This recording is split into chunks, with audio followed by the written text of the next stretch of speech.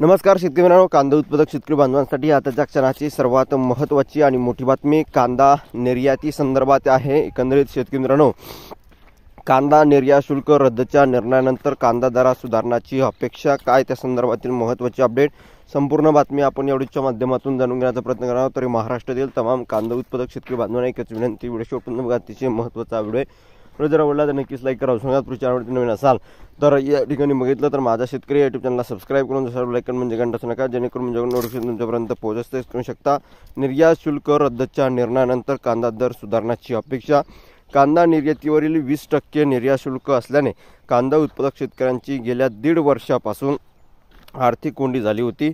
त्यामुळे कांदा उत्पादक पट्ट्यात शेतकऱ्यांमध्ये असंतोष होता। अखेर केंद्र सरकारच्या अर्थ मंत्रालयाने 20% निर्यात शुल्क रद्द करण्याबाबत शनिवारी अधिसूचना प्रसिद्ध केली। गेल्या 1.5 वर्षानंतर कांदा निर्यातीस फास मोकळा झाला आहे। नवीन आर्थिक वर्षात 1 एप्रिल 2025 पासून निर्यात शुल्क रद्द होऊन अंमलबजावणी करण्यात येणार आहे। सध्या राज्यभरात लेट खरीपासह नवीन रब्बी उन्हाळी कांद्याची आवक प्रमुख बाजार समित्यांमध्ये सुरू झाली होती।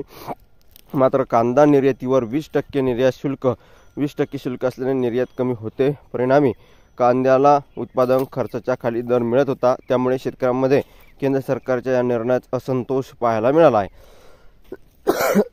यापूर्वी कांदा उत्पादकांनी सत्ताधाऱ्यांना लोकसभा निवडणुकीत दणका दिला होता। पुढे कांद्याचे पडसाद विधानसभेच्या निवडणुकीत दिसून येणार येण्याची शक्यता होती। त्यामुळे केंद्राने विधानसभा निवडणुकीपूर्वी 13 सप्टेंबर रोजी किमान निर्यात मूल्य रद्द करून निर्यात शुल्क 40% वरून 20% आणले होते।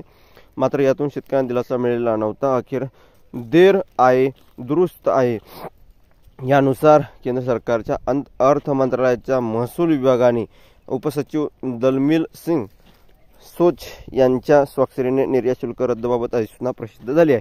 धन्यवाद. धन्यवाद।